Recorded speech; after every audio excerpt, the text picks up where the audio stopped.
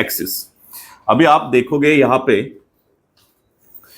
पे तीन प्रकार के एक्सिस मैंने ड्रॉ किए, जो तीनों एक्सिस एक दूसरे को परपेंडिकुलर है।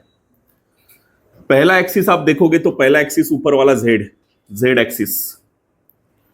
दूसरा एक्सिस आप बोलोगे तो यहां पे देखो वाई एक्सिस, और तीसरा एक्सिस यहां पे देखो आप एक्स एक्सिस।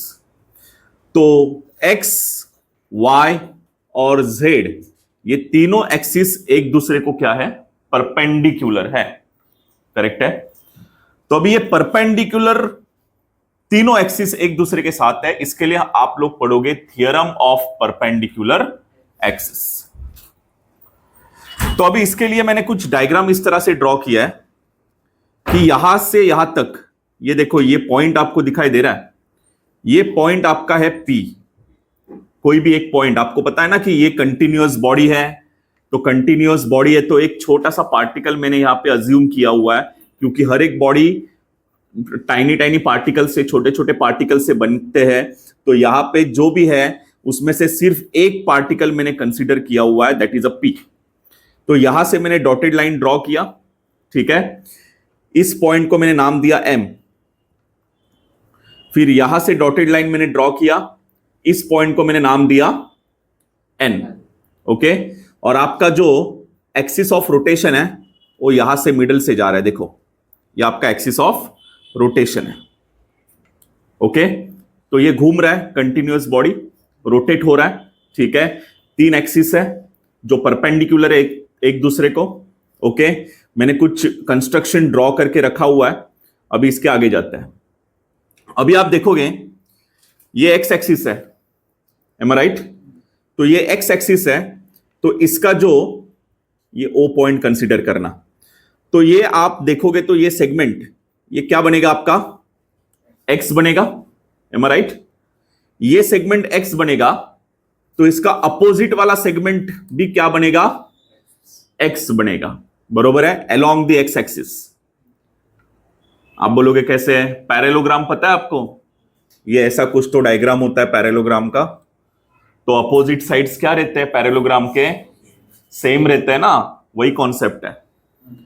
तो ये एक्स एक्सिस है, तो इसका अपोजिट वाला साइड कौन सा है, Pn है। तो ये एक्स है, तो इसका अपोजिट साइड भी क्या रहेगा, एक्स रहेगा, अलोंग द एक्स एक्सिस, ठीक है। वाई एक्सिस, ये ON देखो, ये वाई सेगमेंट है, तो इसका अपोजिट वाला भी क्या रहेगा, वाई रहेगा, अलोंग द वाई एक्सिस। कुछ समझ में आया इतना?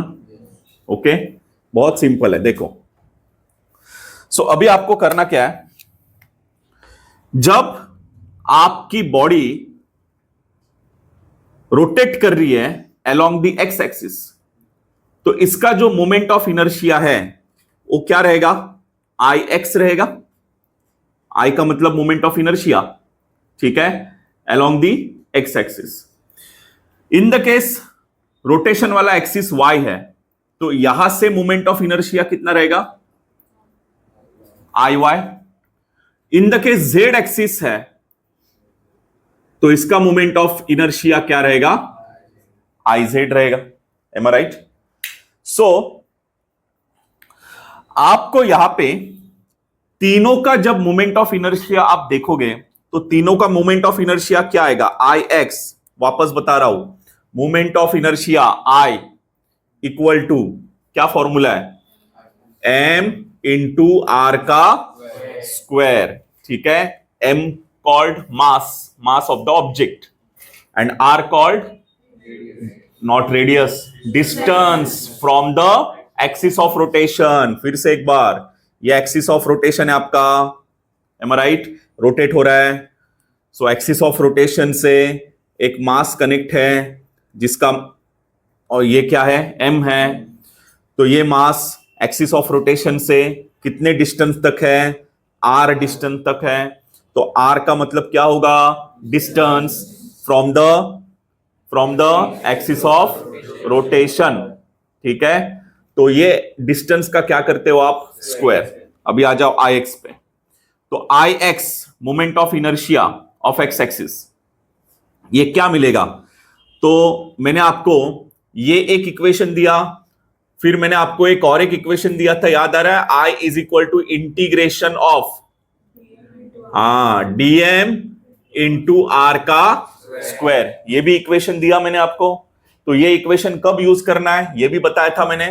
कंटिन्यूअस बॉडी, जब आपकी बॉडी कैसी है, कंटिन्यूअस बॉडी है, तो आपको ये वाला मोमेंट ऑफ इनर्शिया का फॉर्मूला यूज करना है जहां पे इंटीग्रेशन है।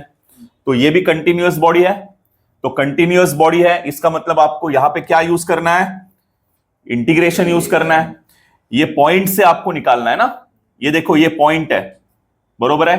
पूरे बॉडी का जो मास है वो कॉन्सेंट्रेट कहां पे किया मैंने, इस पॉइंट पे, सेंटर ऑफ मास बोला जाता है इसको, एम आई राइट। तो इस पॉइंट पे मैंने क्या किया है, मास को कॉन्सेंट्रेट किया हुआ है, और इस मास का, इस पॉइंट का मास कितना है, डीएम, छोटा मास है, एम आई राइट। तो इस पॉइंट से आप देखोगे एक्स एक्सिस, तो इसका क्या आएगा, डीएम इंटू एक्स का क्या आएगा, स्क्वायर आएगा, ठीक है। Integration DM into X square, यह आएगा moment of inertia of the X axis. फिर moment of inertia of Y axis, integration DM into Y square. फिर moment of inertia of Z axis, integration of DM into Z का square. Okay, ये आपको समझ में आ गया। अभी जैसे जैसे यहां पे जो चीज लिखी हुई है, लेट पीएन, कुटे गेला पीएन, ये देखो पीएन, ये क्या है, distance of particle X, that is distance of particle from X axis, ठीक है। पीएन क्या है आपका, एक्स है, that is a distance of the particle from the X axis. Then आप और देखोगे पीएम, सो पीएम क्या है आपका, PM is equal to Y, देखो ये वाई मतलब distance of particle from Y axis, got it. And और एक चीज आप देखोगे तो ओपी देखो आप, ठीक है, ओपी, तो ये ओपी आप देखो अलोंग द जेड एक्सिस है, तो ये क्या रहेगा, जेड रहेगा, तो ओपी मिला, ओपी, ठीक है, that is a Z distance of particle from Z axis. Okay, तो मैंने तीन सेगमेंट्स को कंसीडर किया, पीएन एक्स है, पीएम वाई है, और ओपी जेड है, गॉट इट। नाउ एक ट्रायंगल यूज करूंगा मैं, that is triangle O M P. Diagram में देखो ओ एम पी कहां पे मिला, ओ एम पी, ये वाला है, ठीक है। हालांकि ये दिख नहीं रहा है, लेकिन ये राइट एंगल ट्रायंगल है, ठीक है। अभी डायग्राम उस तरह से है, तो ये राइट एंगल ट्रायंगल है, is right angled triangle. Okay, तो राइट एंगल ट्रायंगल है, इसका मतलब क्या लगेगा यहां पे, पाइथागोरस थ्योरम, हाइपोटेनियस का स्क्वायर। तो ये जेड जो है ना, ये सेगमेंट ओपी, ठीक है, क्योंकि यहां पे 90 डिग्री इस तरह से बन रहा है, तो इसका अपोजिट ओपी, तो यहां पे आएगा जेड का स्क्वायर इक्वल टू हाइपोटेनियस का स्क्वायर इक्वल टू क्या आएगा, सम ऑफ साइड वन का स्क्वायर मतलब X square plus Y square. So ये मैंने क्या लगा दिया, sorry, Pythagoras theorem.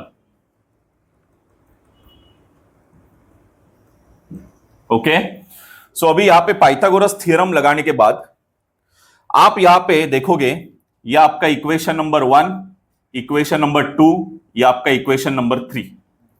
So from equation number 3, I z equal to integration dm into Z square है। सो इंटीग्रेशन dm, ये जेड स्क्वायर को रिप्लेस करके मैं ऐसे लिख सकता हूं X square plus Y square, क्योंकि जेड स्क्वायर का मतलब ही X square plus Y square है। तो ये जेड स्क्वायर को रिप्लेस किया मैंने X square plus Y square में, करेक्ट है। अभी इंटीग्रेशन को स्प्लिट करो। इंटीग्रेशन को जब आप स्प्लिट करोगे तो कैसे लिखोगे? Integration of X square DM, integration of X square DM, बीच में साइन क्या है? Plus integration of Y square DM. कोई डाउट? बरोबर है। तो मैंने इंटीग्रेशन को भी स्प्लिट कर दिया। अभी आप देखोगे ना कि आपको मिला है I Z equal to integration of X square DM, मतलब डीएम इंटू एक्स स्क्वायर लिखो चलेगा, plus integration of Y square DM, DM into Y square लिखा तो चलेगा, बरोबर है। तो आप देखोगे तो I Z equal to integration DM into X square का मतलब ही क्या है guys? Plus integration DM into Y square का मतलब क्या है?